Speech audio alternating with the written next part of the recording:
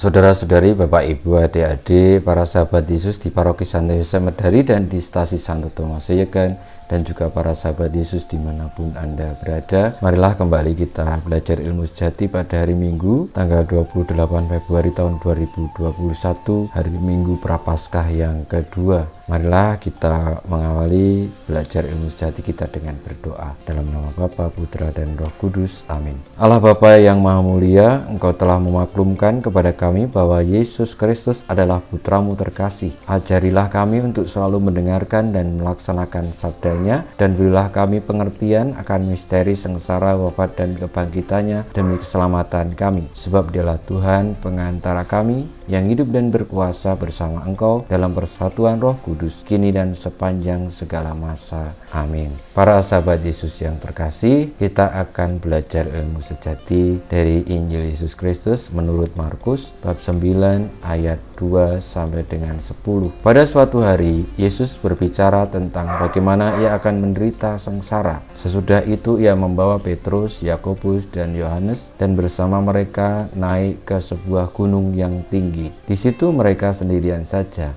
Lalu Yesus berubah rupa di depan mata mereka, dan pakaiannya sangat putih berkilat-kilat. Tidak ada seorang pun di dunia ini yang sanggup mengelantang pakaian seperti itu. Maka nampaklah kepada mereka Elia dan Musa.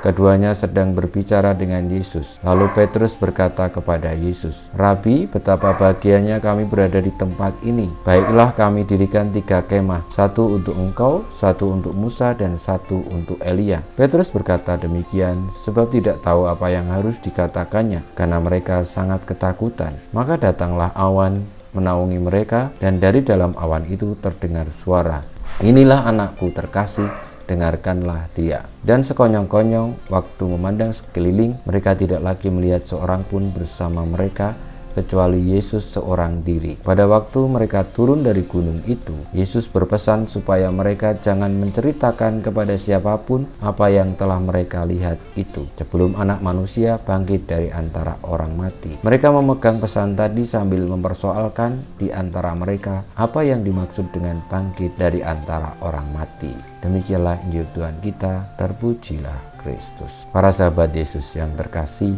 kita akan belajar tentang ikhlas. Kenapa saya mengajak saudara-saudari, Bapak, Ibu, adik-adik belajar tentang ikhlas? Karena tadi di dalam bacaan Injil yang kita dengar, ada awan yang menaungi Yesus dan para muridnya, Yohanes, Yakobus, dan Petrus, dan mengatakan, "Inilah anakku yang kukasihi, dengarkanlah dia." Atau "Inilah anakku terkasih, dengarkanlah dia." Lalu Tuhan Yesus berpesan juga, jangan mengatakan apa yang mereka alami sebelum Anak Manusia bangkit dari antara orang mati. Allah yang mengasihi Yesus sebagai anaknya yang terkasih, menyerahkannya kepada manusia untuk dibunuh, untuk menjadi tebusan bagi dosa-dosa kita, dan dengan begitu akan bangkit. Maka itulah keikhlasan. Karena pernah ada yang menanyakan itu atau menyatakan seperti bahwa ikhlas itu bohong, ikhlas itu tidak benar. Ya, saya juga bertanya lagi, apakah memang demikian? Mari kita dengarkan, ada seorang mbak-mbak yang mengatakan itu. Ikhlas itu bohong. Yang ada cuma terpaksa, lama-lama jadi terbiasa. Nah, saudara-saudariku, marilah kita menerima keikhlasan Allah juga dengan bagaimana kita ikhlas dengan yang lain supaya terselamatkan. Kita mohon berkat Tuhan supaya kita senantiasa diberikan ilmu ikhlas itu dalam setiap perjalanan hidup kita demi kebaikan sesama.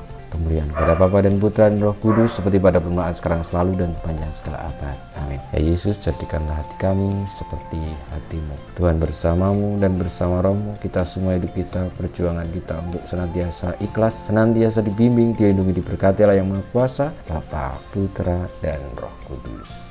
Amin.